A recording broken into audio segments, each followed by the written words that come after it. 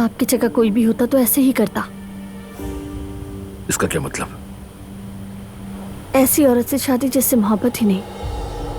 जो तुमने कहा वो सच था क्या, कि मैंने तुमसे मोहब्बत करना कभी नहीं छोड़ा? कहा था। इसने सुन लिया था, सब सुन लिया था। तुम फिर आ गई? तुम जैसी बेशरम मैंने अपनी जिंदगी में नहीं देखी। किस मुंह से तुम हमारे घर वापस आ गई?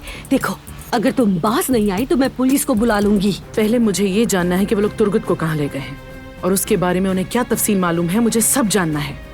ये मामला अब टलने वाला नहीं है। रेवा, ढूंढो से रेवा।